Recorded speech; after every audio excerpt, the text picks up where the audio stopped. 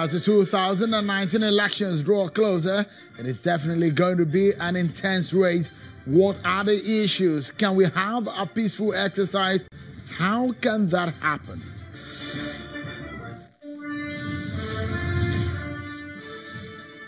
And two former governors get reduced sentences today. Joshua Darie of Plateau State and Jolly Inyame of Adamawa State.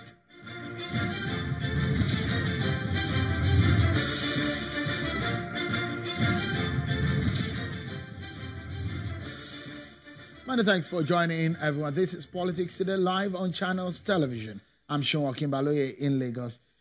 Let's begin our countdown and show you where we are today. Another day winding down, and we're getting closer by the day to the first day of ballot in 2019 general elections. Check our countdown right there for you on Channels Television. It is 91 days to the crucial polls, and we are following the main stories making the rounds. First, let's tell you about some of the stories that we're following. The Court of Appeal in Abuja has reduced the sentencing of former Plateau State Governor Joshua Darie to 10 years, which will run concurrently. This follows an appeal filed by the former governor against the 14-year sentencing handed on him by Justice Adebukola Banjoko of the FCT High Court, Gudu. The appeal court held that the maximum sentence of 14 years for the counts was excessive, especially because Mr. Darie is a first-time offender.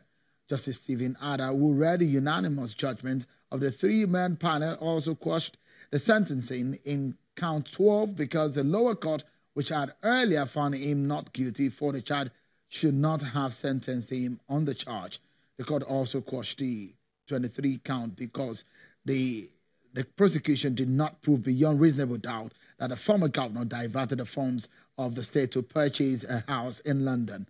Darie was sentenced to 14 years in prison for criminal diversion of ecological funds belonging to Plateau State on June the 12th, 2018. Meanwhile, the court also delivered judgment in the appeal filed by former governor of Taraba State, Jolly Inyame, who was also sentenced to 14 years after being convicted of misappropriating 1.64 billion from the state's treasury through shoddy stationery contracts, which he awarded towards the end of his 8 years administration in 2017. He will now serve 12 years in prison and has been asked to pay a fine of 495 million naira.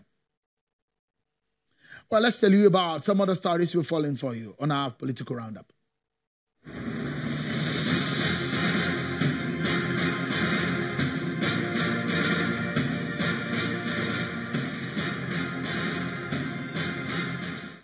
President Muhammadu Buhari has been receiving guests at the presidential villa in Abuja. Many of those who called are religious leaders. He met imams and senior Islamic scholars from all states of the Federation, as well as leadership of the Christian Association of Nigeria.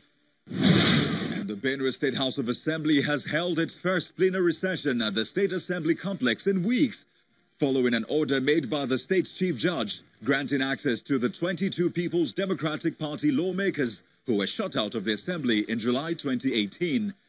The Chief Judge of Benue State made it clear that ab initio the court was misinformed. INEC is given assurances of a free, fair and credible by-election for Toro Federal constituency, which holds this Saturday. The Commission, as an independent umpire, can guarantee its impartiality and readiness to be free and fair to all parties involved in whatever election it is conducting.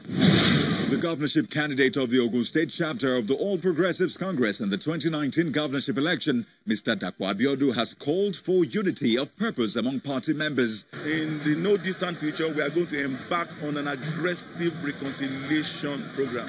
And the Ogun State chapter of the Unity Party of Nigeria, UPN, says it is not fielding candidates for the governorship and National Assembly elections in the state in the 2019 general election. Our party, as one of the earliest political parties in Nigeria, shall field candidates wholly for House of Assembly members for the 2019 election.